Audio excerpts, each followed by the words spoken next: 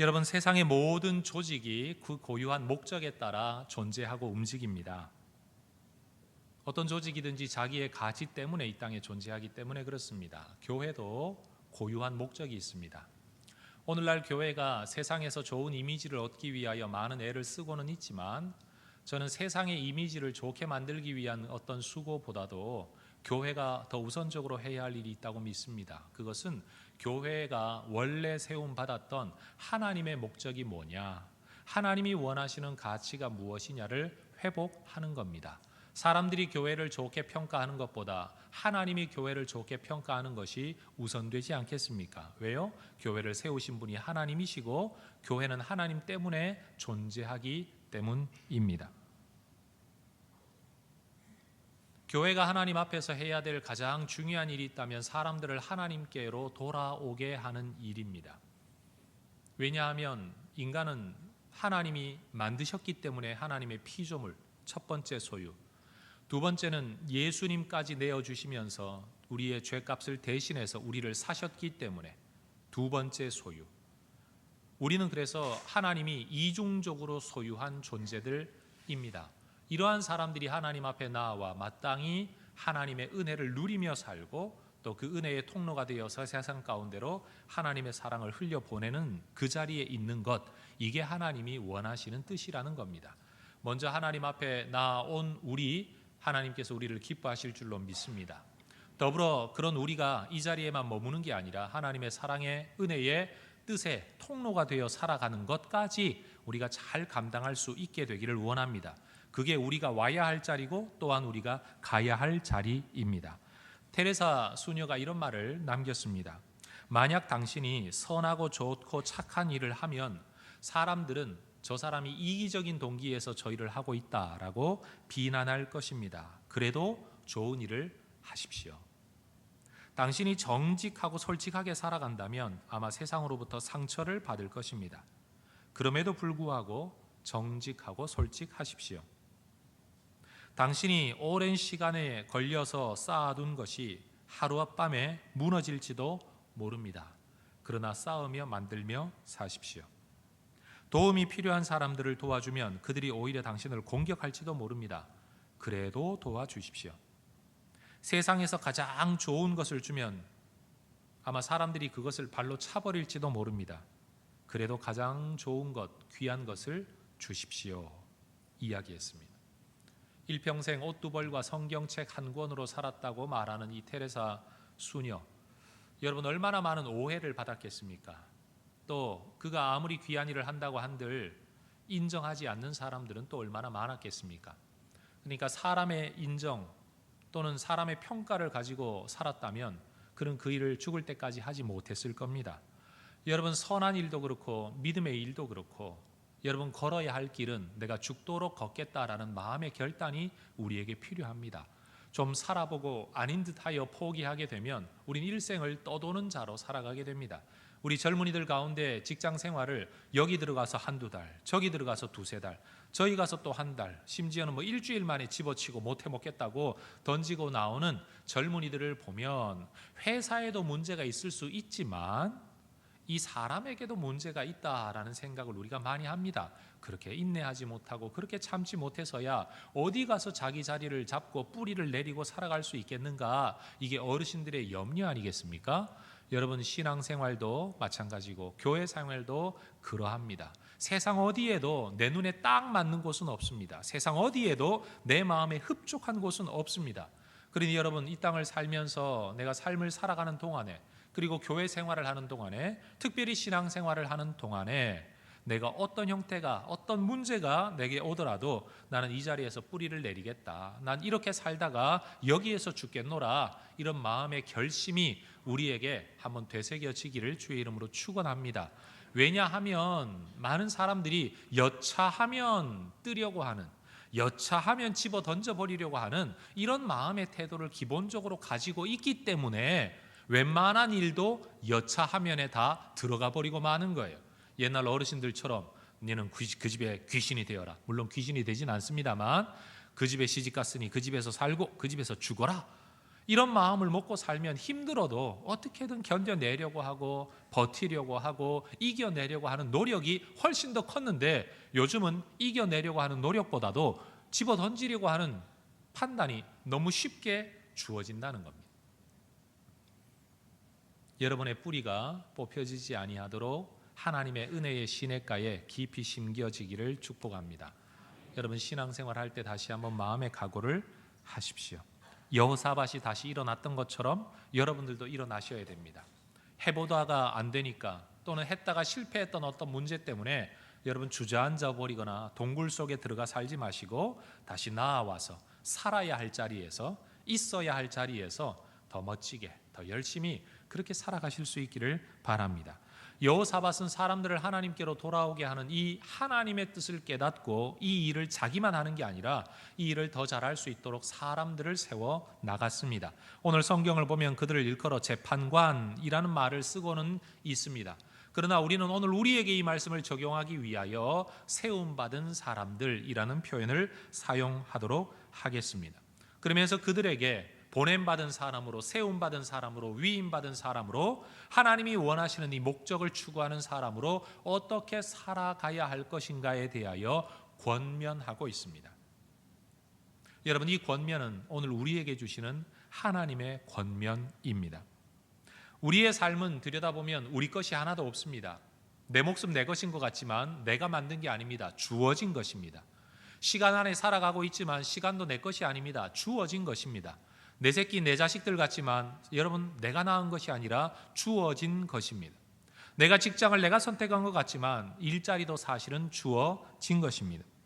하나님으로부터 인생을 위임받았고, 교회로부터는 직분을 위임받았고, 세상으로부터는 일터를 위임받았고, 또 가정을 위임받았고, 그리고 자녀들을 위임받았고, 모든 것들을 위임받아 살아가는 우리가 어떻게 살아야 올바른 삶을 살 것인가, 우리는 여호사밧으로부터 배울 수 있다는 겁니다.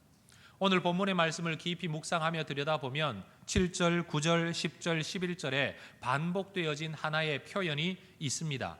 그것은 히브리어로 아사라는 단어인데 행하다라는 의미를 가지고 있는 단어입니다. 행하다. 어떻게 행하며 살아야 되는가에 대하여서 네 가지 우리에게 분명한 가르침을 주고 있다는 겁니다. 저는 여러분들과 함께 우리가 믿음 안에서 바로 행하며 사는 법이 무엇인지를 오늘 말씀 안에서 되새겨 보려고 합니다. 그런데 이 네 가지를 제대로 행하려면 6절이 가르치고 있는 한 가지 내용을 분명히 깨달아야만 이 네 가지를 행하며 살아갈 수가 있습니다. 6절 말씀 같이 한번 읽어 보겠습니다. 너희가부터 읽습니다. 너희가 재판하는 것이 사람을 위하여 할 것인지 여호와를 위하여 할 것인지를 잘 살피라. 너희가 재판할 때에 여호와께서 너희와 함께 하심이니라. 따라합시다. 잘 살피라. 올바른 삶을 꿈꾸고 성공적인 삶을 꿈꾸고 믿음의 삶을 꿈꾸고 그런 꿈을 꾸고 살아가는 우리가 가져야 할 가장 우선되는 것은 안목 또는 가치관이라고 말할 수 있는 내용입니다. 6절에는 행하다라는 단어 자체가 등장하지는 않습니다. 오히려 살피라라고 말을 합니다. 그런데 살피라는 단어 자체의 더 직접적인 번역은 미리 보라는 뜻입니다. 잘 봐라. 잘 봐라. 그것도 미리 잘 보라는 겁니다. 여러분, 미리 보다라고 말하는 이 라라는 동사, 여러분 사실은 이 성경 단어가 가장 적절하게 쓰여진 곳은 아브라함이 그의 아들 이삭을 모리아산에서 바치려고 했다가 주께서 예비한 숫 양을 다시 제물로 바쳐 예배드리고 난 이후에 아브라함이 이 모든 과정을 돌아보면서 하나님 앞에 고백하는 내용이 있습니다. 하나님께 별명을 하나 붙여드렸죠. 어떤 이름이죠? 여호와 이레. 이것을 의미적으로 번역을 해서 미리 예비하시는 하나님, 준비하시는 하나님이라고 번역을 합니다. 그러나 이레라는 단어의 원뜻은 라, 미리 보다라는 뜻입니다. 먼저 보시는 하나님이라는 겁니다. 뭘 먼저 보셨습니까? 아브라함이 순종할 것을 먼저 보셨고, 먼저 보셨기 때문에 순양을 미리 준비해 두신 겁니다. 그럼으로써 그가 하나님 앞에 자기의 믿음을 보여드리게 될 때에 그때 예비하신 양으로 하나님 앞에 예배하게 하셨고, 그때 하나님께서 하늘의 별처럼 땅의 모래알처럼 너의 후손을 이 이삭을 통하여 많게 하겠다는 약속을 다시 한번 견고하게 세워주셨던 때가 있었습니다. 여러분, 바로 이것이 오늘 제 설교의 핵심입니다. 오늘 여호사밧은 사람들에게 이렇게 말합니다. 하나님이 너희와 함께 하신다. 너희가 보냄받아 일하는 그 모든 자리, 모든 상황에 하나님이 함께 하신다. 이 하나님이 너희와 함께하고 계실 거라는 사실을 너희는 미리 보아야 한다. 잘 살펴라. 이걸 보아야 된다. 이걸 봄으로써 너희가 행하는 모든 일이 사람을 위한 일인지 하나님을 위한 일인지, 내가 시켜서 하는 일인지 하나님이 원해서 하는 일인지 너희가 분별할 수 있게 될 것이다 라는 것입니다. 많은 사람들이 자기 삶의 자리에 하나님이 계시다는 사실을 잘 생각하지 않습니다. 눈에 보이는 세상이 전부라고 생각하며 살아갑니다. 그러나 하나님은 어디에나 언제나 함께 하십니다. 특별히 하나님의 자녀들에게 우리 하나님은 눈동자처럼, 그것도 불꽃 같은 눈동자로 주무시지도 졸지도 아니하시고 우리를 지켜보시며 함께 한다고 성경은 약속하고 있습니다. 여러분, 우리가 믿는 하나님은 어떤 분입니까? 내가 살아가는 삶의 자리에 계신 하나님이십니까? 아니면 예배당에만 계신 하나님이십니까? 여러분, 기독교 신앙의 역설이 바로 여기에 있습니다. 기독교 신앙은 모든 사역의 대상이 눈에 보이는 것을 대상으로 합니다. 예를 들어 지금 설교하고 있습니다. 설교는 사람 들으라고 하는 거지 듣는 사람 없는데 설교하는 사람 없습니다. 심지어 하나님께 올려드린다고 말하는 성가대의 찬양도 회중이 있고 예배 시간이기 때문에 하는 거지, 회중 하나도 없다면 성가대끼리만 예배드리면서 성가대끼리 올라서서 찬양하는 일은 제가 아직 본 적이 없습니다. 심지어 하나님께 올려드리는 것마저도 사람들이 먼저 듣고 있습니다. 주일학교 교사 아이들을 대상으로 합니다. 식당 봉사 사람들 먹으라고 합니다. 차량 봉사 사람들 차 편안하게 움직여 다니라고 다 합니다. 교회가 행하고 있는 모든 사역, 심지어 선교 사역조차도 다 사람을 대상으로 하고 있습니다. 그러나 우리는 압니다. 사람을 대상으로 일을 하고 있지만 우리는 사람을 목적으로 그 일을 하는 건 아닙니다. 하나님 때문에 그 일을 합니다. 동기도 하나님이고 목적도 하나님입니다. 그래서 오늘 성경 말씀 여호사밧의 권면은 바로 이것입니다. 너희가 하는 일이 사람을 대상으로 하는 일이다. 사람의 송사를 다루는 일이다. 그럼에도 불구하고 이것이 여호와를 위하여 하는 일인지 사람을 위하여 하는 일인지 잘 살펴라. 무슨 뜻을 담고 있을까요? 사람 대상으로 하는 일이라면 굳이 이 말 하지 않아도 됩니다. 너희가 사람만 대상으로 계속 일한다고 사람 일을 하고 있다고 생각하지만 그게 하나님의 일이라는 사실을 잊지 말라는 의미에서 잘 살피라고 말하는 겁니다. 여러분, 골치 아픈 교회 일을 하면서도 잊지 말아야 될 게 있습니다. 골치 아픈 사람의 문제를 교회 안에서 다루고 있다고 할지라도 이것은 하나님의 일입니다. 아주 유명한 수도사 중에 로렌스라는 이름을 가진 분이 한 분 있었습니다. 이분의 영성이 얼마나 뛰어나고 탁월하고 유명했던지 수많은 수도사들과 수많은 성도들이 그 사람으로부터 가르침을 얻고자 그가 머물고 있었던 수도원에 참 많이 방문했다고 합니다. 그러나 정작 이 로렌스라는 사람이 하고 있었던 일은 설교하는 일도 아니고 성경 연구하는 일도 아니라 그 수도원에서 설거지하는 일이었습니다. 수도사들마다 다 자기 일을 분업해서 공동체 생활을 했는데 이 로렌스 형제가 했던 일은 설거지, 접시 닦기였다는 겁니다. 그러나 그는 접시를 닦으면서도 내가 이 허드렛 일을 하고 언젠가 나도 출세하면, 언젠가 나도 인정을 받으면 수도 원장이 되어야지, 설교자가 되어야지, 성경을 해석하고 연구하는 학자가 되어야지, 이렇게 꿈꾼 게 아니라 설거지를 닦는 그 일로 시작하여 설거지를 닦는 일을 하다가 죽는 한이 있더라도 나는 이 일을 통해 하나님을 섬기고 있다, 하나님과 교제하고 있다, 이 자리에 하나님이 함께하고 계신다, 이 깨달음을 그가 얻었다는 사실이에요. 그래서 그가 쓴 글이 오늘날 우리 시대에까지 한 권의 책으로 전해지고 있습니다. 여러분, 정말로 우리가 하고 있는 이 일 속에 우리는 하나님을 인식하고 있습니까? 내가 살아가고 있는 모든 삶의 자리에서 하나님이 함께하고 계시다. 그래서 이 일이 사람을 위하여 하는 일의 표면적인 일 이면에는 하나님을 위하여 하는 일이다라는 생각을 우리는 정말 가지고 있습니까? 여러분, 하나님은 세상을 만들어 놓고 사람을 만들어 놓고 그 세상 속에 사람들이 살아가라고 던져 놓고 이제는 니네들끼리 알아서 살아라 하시는 분이 아니라 오늘도 우리를 지켜보고 계십니다.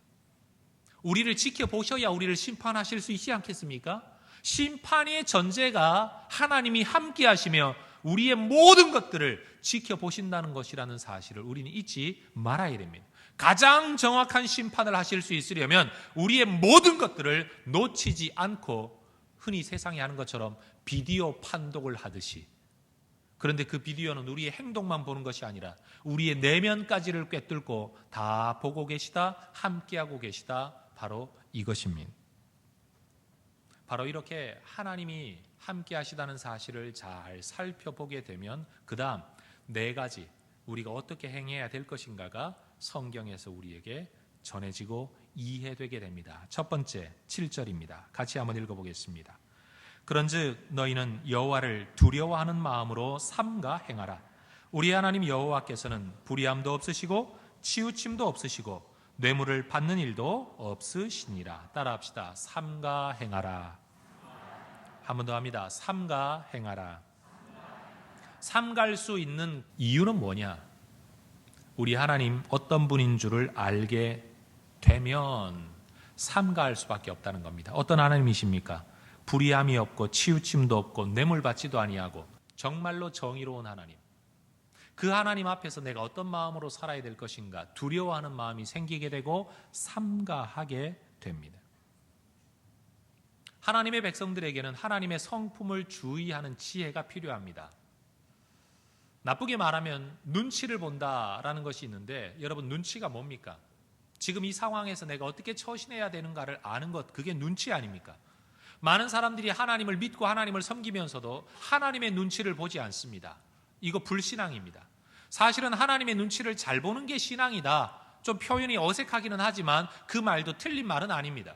하나님이 지금 어떤 마음을 가지고 계신지, 하나님이 뭘 좋아하는지, 뭘 싫어하는지, 하나님이 지금 나에 대해서 어떤 생각을 가지고 계신지, 하나님께서 지금 진노하고 계신지, 기뻐하고 계신지, 하나님이 노여워하고 계신지, 서운해하고 계신지, 이 하나님에 대한 눈치를 잘 볼 줄 아는 것, 사실은 그게 신앙입니다. 하나님이 내 마음의 중심에 와 계시고 하나님이 귀한 분이라고 여겨지면 눈치를 봅니다. 그러나 하나님이 귀한 분이 아니라면 아무도 하나님의 눈치를 보지 않을 겁니다. 그런 면에서 진정한 신앙은 하나님의 눈치를 헤아리는 것입니다. 두려워하는 마음으로 삼가 행하라. 왜 삼가 행해야 됩니까? 하나님의 성품을 알기 때문이고 하나님의 뜻을 알기 때문에 우리는 삼가하게 되는 겁니다. 삼가 행하시기를 주의 이름으로 축원합니다. 두 번째는 9절 말씀에 이런 구절이 있어요. 너희는 진실과 성심을 다하여 여호와를 경외해라. 경외하라라는 단어 안에는 경외함으로 행하라 라는 두 단어가 합해져 있습니다. 내 삶에 함께 하시는 하나님, 그 하나님을 알면 알수록 내 삶을 삼가하게 되고 하나님은 더 깊이 사랑하고 경외하게 되는 것, 이게 신앙의 자연적인 과정이라는 겁니다. 근데 성경을 보면 진실과 성심이라는 단어를 다른 본문에서는 어떻게 쓰고 있느냐? 따라해 보시기 바랍니다. 진심과 전심으로. 기억하세요. 진실과 성심이 다른 성경에서 어떻게 번역되어지느냐? 진심과 전심으로. 여러분, 선을 보거나 연애를 할 때 보면 사람마다 특장점이 있습니다. 장단점이 있습니다. 이 사람은 이래서 좋고 저 사람은 저래서 좋은. 이 사람을 좋아하는 그 마음이 거짓이 아니에요. 진심이에요. 그런데 이 사람은 이래서 좋아요. 근데 저 사람은 저래서 좋습니다. 두 사람을 좋아하는 마음이 마음속에 다 있을 수 있다는 겁니다. 받는 사람 입장에서야 거짓이라고 말하고 싶겠지만 이 사람 입장에서는 둘 다 진심이에요. 내 마음에 정말 좋아하는 마음이 있어요. 그런데 결단을 내려야 되죠. 어떤 결단을요? 둘 다 진심이겠지만 한 사람을 택해야 됩니다. 그리고 다른 사람을 내 마음에서 걷어내야 됩니다. 그리고 그 사람이 내 마음의 전심을 차지하도록 해야 됩니다. 이게 진심과 전심이라는 두 단어를 쓰는 이유입니다. 하나님을 예배하는 우리 안에 하나님을 믿는 진심이 있을 겁니다. 그렇죠?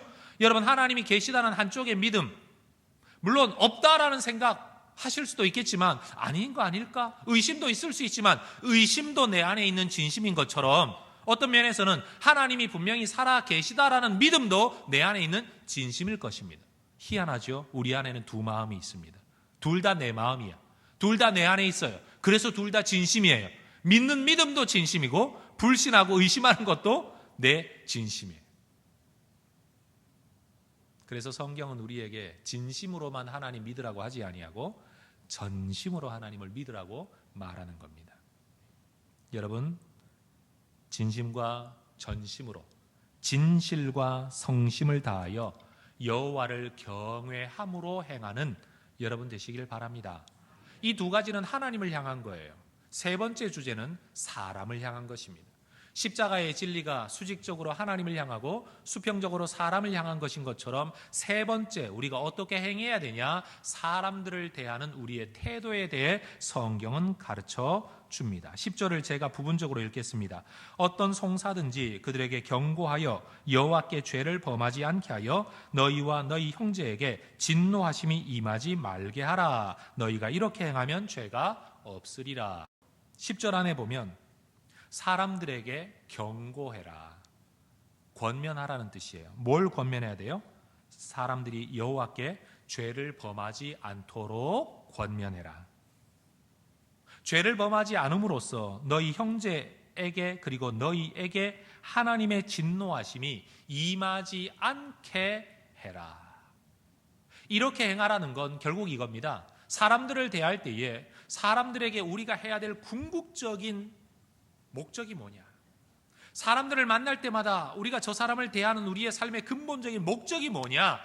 저 사람이 있어야 할 자리에 있도록, 있지 말아야 할 자리에 있지 않도록, 다시 말하면 하나님의 은혜의 자리에 머물고 하나님의 진노의 자리에 나아가지 않도록, 그가 해야 할 일을 행하면서 하지 말아야 할 일을 행하지 않도록 우리가 영향력을 끼치는 삶을 살아야 된다는 겁니다.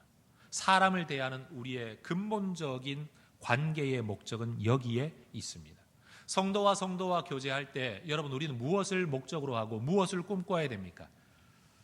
이기적으로 생각하면 내 것을 그냥 털어놓아 들어주는 사람이 있으니까 너무 좋다. 여러분, 그거 좋은 교제의 한 모습입니다. 그러나 그것은 너무 내중심적이잖아요. 내 것을 털어놓은 결과가 뭐가 돼야 돼요? 내가 좀 더 건강한 삶을 살아가야 되는 것 아니겠습니까? 마찬가지로 저 사람은 어떻게 듣기만 하겠어요? 그 사람도 자기 것을 털어놓아야 될 것 아닙니까? 서로가 서로의 속에 있는 아픔들을 털어놓고 어떻게 돼야 되냐? 가지지 말아야 할 마음 가지지 않고, 마음속에 꼬여있는 거 풀고, 하지 말아야 할 일 하지 말고, 하지 말아야 할 말 하지 말면서 하나님이 기뻐하는 삶을 살아갈 수 있도록 서로가 서로를 세워주는 것, 여러분, 이것이 하나님이 우리에게 원하시는 올바른 삶이라는 겁니다. 여러분, 우리가 사람과 만남 속에 어떤 행동을 할 때에 이렇게 행하라, 이 진리 잊지 마시기를 바랍니다. 이렇게 행하라. 이렇게가 뭐라고요? 은혜 받는 자리에 머물 수 있도록, 하나님의 은혜 가운데 살아갈 수 있도록 우리는 그들을 돕는 자, 그들을 세우는 자가 되어야 합니다. 네 번째 행함은요, 자기 자신을 향한 거예요. 하나님을 향한 이런 두 가지 행함과 다른 사람을 향한 이런 한 가지 중요한 행함의 원칙을 어떤 태도로, 어떤 자세로 내가 행하며 살아야 할 것인가? 여러분, 성경 11절의 부분을 보면 이런 구절이 나옵니다. 따라하십시오. 너희는 힘써 행하라. 힘써 행하랍니다. 왜 힘써야 될까요? 힘써야 하는 이유는요, 저절로 되지 않기 때문입니다. 잔디는 아무리 손질을 해도 자라기가 힘듭니다. 특히 한국적인 토양 안에서는요, 기후 안에서는. 그런데 잡초는요, 내버려둬도 자랍니다. 잡초를 기르기 위하여 힘쓰는 사람은 아무도 없습니다. 그러나 농사를 짓고 여러분, 나무를 길러 유실수를 재배하기 위해서는 힘써야 합니다.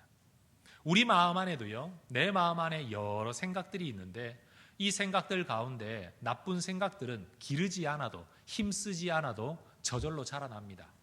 그러나 좋은 생각, 선한 생각, 하나님이 기뻐하실 만한 생각과 마음은요, 힘쓰고 노력해야만 자라납니다. 만약 내 마음을 돌보지 않고 내어버려 두면 내 마음은 점점 내 한쪽 구석에 있던 악한 진심과 내 한쪽에 있는 선한 진심 사이에 내어버려 두어도 자라는 악한 진심이 점점 자라나서 나중에는 내 마음의 전심이 다 죄가 되고 말 때가 옵니다. 그래서 우리는 의도적으로 내 선한 마음을 길러야 합니다. 힘써야 합니다. 여러분 마음속에 여러 생각들이 있을 겁니다. 교회를 사랑하는 마음도 있고 미워하는 마음이 있고, 심지어 예수 믿는 어떤 사람에 대하여 내가 이러지 말아야 된다는 마음도 있고, 그런데도 자꾸 미워하는 마음도 있을 수 있습니다. 말씀대로 살고 교회 생활하고 신앙 생활하는 것이 한쪽으로는 기쁘다는 생각도 있을 것이고, 한쪽으로는 참 지겹다, 힘들다, 귀찮다, 부담스럽다, 이런 마음도 여러분 안에 있을 겁니다. 다 우리의 진심입니다. 다만 성경이 우리에게 무엇을 말씀하는지를 깨닫고 난 이후에는 내가 어떤 마음에 더 힘써서 그것이 내 모든 전심이 될 것인가를 우리는 결정해야 합니다. 여러분, 힘써 행하시기를 주의 이름으로 축원합니다. 말씀의 결론을 저는 맺을 때 한 인물을 여러분에게 소개하려고 합니다. 하나님 앞에서 삼가하며 살아야 하고, 더불어 전심으로 여호와를 경외하며 행해야 되고, 또 사람들을 세워가며 행해야 되고, 이 일들을 힘써 행해야 할 때에 과연 어떤 사람이 이런 삶을 살았던 적이 있을까?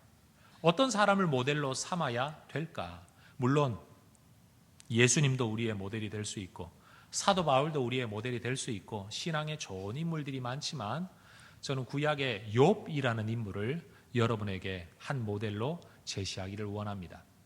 여러분, 성경 욥기 31장 말씀을 여러분과 한번 교독하려고 합니다. 또 다른 설교가 아닙니다. 오늘 제가 했던 모든 설교를 여러분이 생각하시면서 이 욥의 내면의 고백을 한번 들어보면, 이 욥이 얼마나 오늘 우리가 했던 설교 그 말씀을 가슴에 담고 살았던 사람인가를 우리는 깨달을 수 있게 될 것입니다. 욥기 31장 1절에서 32절 말씀까지를 교독하는데, 화면을 보시면 성경 구절이 나옵니다. 한 절씩 교독하도록 하겠습니다. 내가 내 눈과 약속하였나니 내가 어찌 처녀에게 주목하랴. 불의한 자에게는 환난이 아니겠으며 행악자에게는 불행이 아니겠느냐.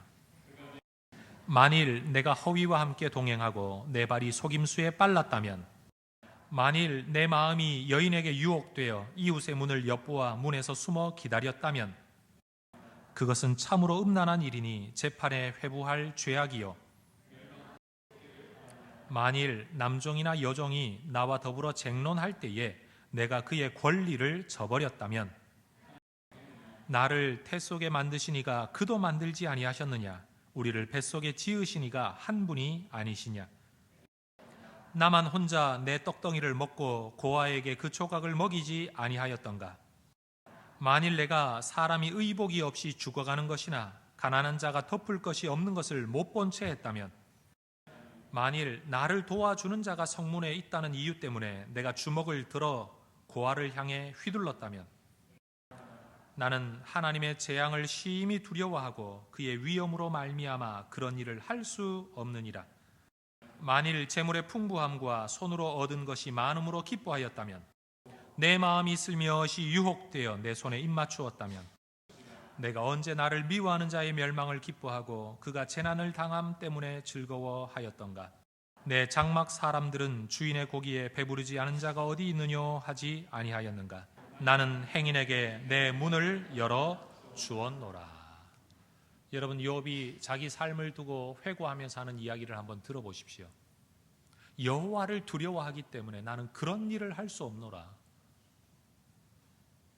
하나님을 경외했던 그의 삶, 그리고 사람을 향해서 언제나 어려운 형편에 있는 사람들이 조금 더 나은 자리에 이를 수 있도록 자기의 것을 계속 내어주었던 그의 삶, 그리고 이러한 삶을 통해서 내가 하나님의 은혜와 복을 받을 수 있을 줄을 믿고 이런 일을 되는 대로, 그냥 형편되는 대로 행하지 아니하고 힘써 행하였던 그의 삶. 전 우리 혜성교회 성도들의 삶이 이런 삶이 될 수 있기를 소망합니다.